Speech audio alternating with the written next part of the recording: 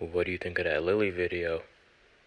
The thing about Lilly Singh though is, Jen, you have to consider her background and the culture from which she comes, the context from which she's coming from, right? You're talking about a brown girl from Brampton. A brown girl from Brampton. She grew up in Brampton. This is a girl from the greater Toronto area, right? Like when it comes to when if we're talking about growing up in Toronto, being a youth in Toronto, what sets the pace for youth culture in Toronto?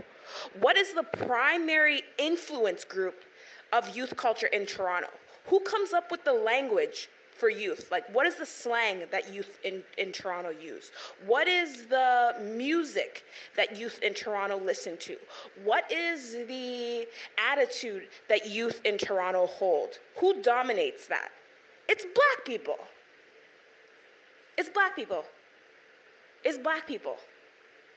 Black people and black culture is like the fulcrum of youth culture in the greater Toronto area. So this is a girl that grew up in the greater Toronto area. So obviously, the way that she has come to be who she is or who she was as a youth is going to be influenced by black culture.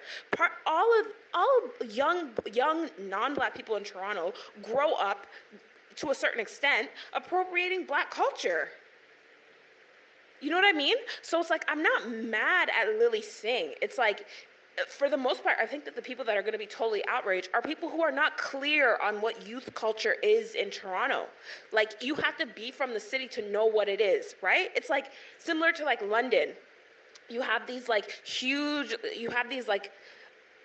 culturally diverse cities, right? With so many different cultural influences. And then what becomes the premier, most dominating influence among the youth? It's always the black culture. We got the most sauce, we got the most juice, okay? So even though she's Indian, I think she's Punjabi, the Punjabi kids in Brampton, they act black. The Punjab, well, they may not be acting black, but they appropriate parts of black culture, right? So it's like, I'm not alarmed by Lilly Singh because Lilly Singh, to me, she just feels like a Brampton kid. Like you're first of all, when you're from Brampton, like you're not from Toronto, so you're never gonna be like as authentic. You're never gonna be thought of as like as authentic as a person from Toronto. But like you're from Brampton, which is the suburbs, which oftentimes mean there's gonna be a degree of like overcompensation to be even more like a Toronto man's. So when it comes to you, like I'm not mad. Like she's a brown girl who acts like a brown girl. She's a brown girl from Brampton who acts like a brown girl from Brampton.